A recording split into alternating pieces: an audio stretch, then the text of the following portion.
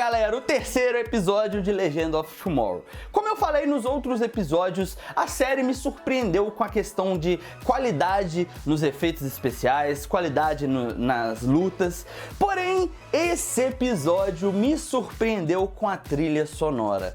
Cara, que episódio foda! Então, vamos aos comentários. Canal do Gordo! É isso mesmo, galera. Esse episódio eu quero dar um destaque especial para a trilha sonora. Cara, eu curti bastante a trilha sonora, a forma com que eles estão trabalhando as músicas de fundo com a cena. Tá sendo, sério, muito foda. Aquela cena onde a Sarah começa a lutar lá no banco e a música que toca e ela vai tipo meio em câmera lenta, cara, foi sério, é uma cena que me empolgou e foi uma cena que me fez levantar da cadeira e começar a lutar também, porque eu me empolgo muito quando eu vejo alguma coisa assim que me agrada. Eu acho que vocês já perceberam isso, né? Mas enfim, no caso, o episódio ele ficou ali meio que focado nos incidentes do que aconteceu no último episódio. A gente viu que o Carter foi morto pelo Savage e a Kendra, ela recebeu uma facada e tal, mas eles conseguiram evitar e estão com ela lá na nave e ela tá correndo risco de vida. Porém, o que acontece? Eles não podem viajar no tempo porque ela está muito ruim e isso pode prejudicar ainda mais o estado de saúde dela. Então eles ficam presos lá, acho que, se eu não me engano, em 1975, e o que eles podem fazer é viajar de um lado para outro do planeta. E nisso tudo temos alguns acontecimentos em volta, tipo, algumas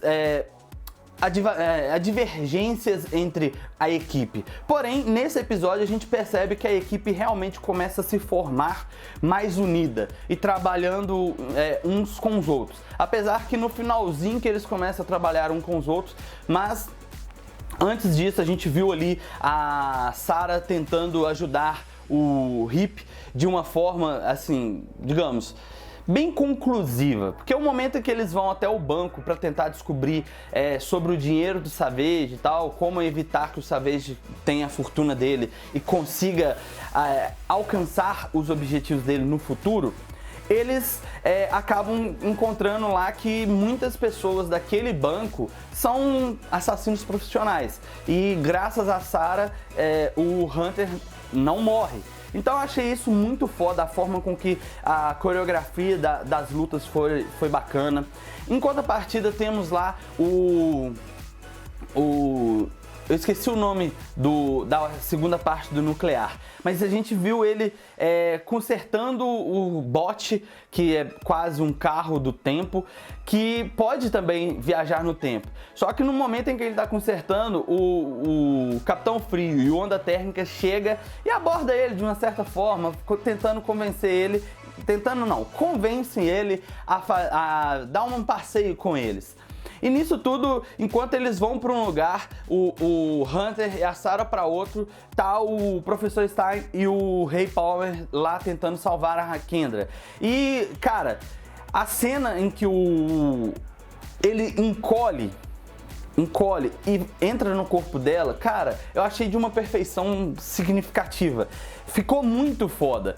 Apesar dele não conseguir na primeira vez, ele depois volta, encolhe, destrói todos os fragmentos e ela melhora a saúde dela. Eu achei isso muito foda e eles souberam dosar a questão, intercalar entre a cena da Sarah com o Hunter, com a cena do Stein e a cena do Capitão Frio. O Capitão Frio, o objetivo dele foi roubar parece a Safira, que o pai dele iria roubar e ia causar todo o problema na família dele.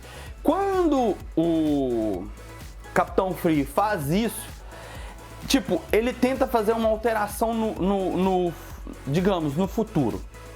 E o Hunter já falou que eles fazem pequenas alterações, ele não faz uma alteração que possa impactar de forma gigantesca, igual quando o Savage lá descobriu sobre a tecnologia do Palmer que poderia acabar com o mundo. Então basicamente a gente viu que ele tentou solucionar um problema da família dele. Só que nisso o Rip e a Sarah pegaram entre aspas, o gerente do banco, levaram até um local onde eles acharam o corpo do Carter e o pessoal do Savage. E a gente descobriu que o Savage, ele é imortal.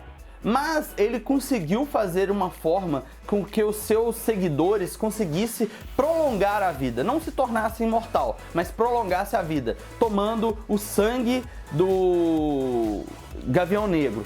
E eu achei isso interessante, porque, digamos assim, mostra como o Savage começou a construir o seu poder e como ele começou a ter grandes seguidores. Então eu achei interessante essa parte. E essa, digamos assim, essa pequena demonstração do próximo, digamos assim, do próximo passo do Savage. Então, se ele já tomava o sangue para poder ter a imortalidade e prolongar a vida dos seguidores, então a gente pode imaginar que no futuro tenhamos mais problemas sobre isso. Então eu achei interessante essa questão da história. Acaba que no finalzinho ali, quando eles estavam correndo perigo, a Sarah e o Hunter, chega o Onda Térmica e o Capitão Free, eles conseguem se safar e tal. A parte que eu achei interessante foi que o Hunter, apesar do Capitão Free não falar e tal, o Hunter sabia que ele ia tentar fazer alteração no futuro dele. E ele explica que o pai dele ainda foi preso e tal, porque ele tentou vender a pedra por um policial disfarçado e mesmo assim foi preso. E explica que a questão de alterar as coisas, quando elas têm que acontecer, elas vão acontecer. Eu achei isso bem interessante. Agora, uma observação que o Hunter falou: eu vi o Homem de Aço morrer e o Cavaleiro Negro cair. Ou seja, ele estava se referindo ao Batman e ao Superman. Isso, muita gente está especulando que provavelmente teremos o Batman e o Superman aparecendo em Legends of Tomorrow, mas eu não acredito tanto nessa hipótese. Talvez a gente possa ver um relance, um vislumbre, igual aconteceu em Supergirl com o Superman. Mas não significa que vai acontecer.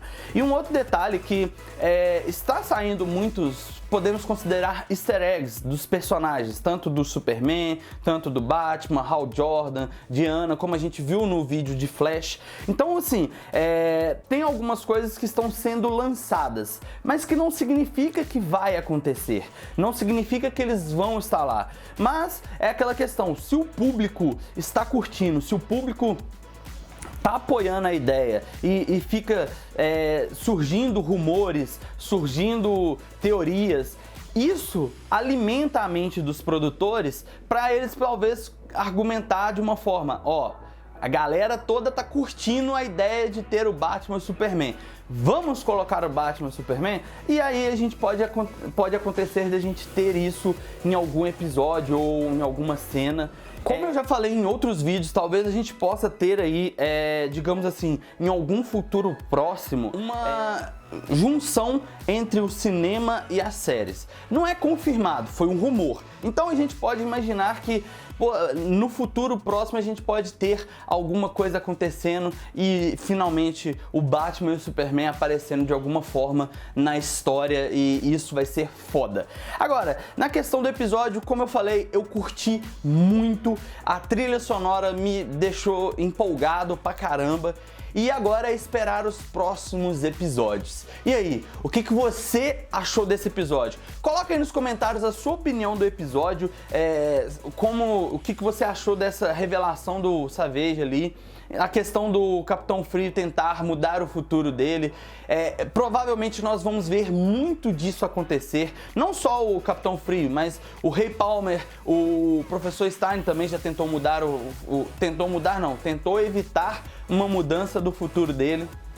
Então a gente pode perceber que a série ela vai realmente tratar dessas questões, digamos assim, podemos considerar meio peculiares, que tipo, qualquer pessoa que tivesse a condição de viajar no tempo teria vontade de mudar o seu futuro, principalmente se o seu futuro não fosse tão bom quanto poderia ser, no caso do Capitão Frio. Então eu acho que isso vai acontecer muitas e muitas vezes. E um outro detalhe que eu acho importante ressaltar, que a gente tinha falado no episódio de Arrow sobre a sede de sangue, que a Sarah não tinha tanta sede de sangue. Porém, nesse episódio, eu assumo, eu errei. A Sarah, ela tem a sede de sangue de uma forma até mais agressiva do que o da própria Tia. E ela até se comparou a um monstro. Eu achei isso muito foda, eles mostrarem que ela tá tentando lutar contra a sede dela e ela tá resistindo como a Tia resistiu.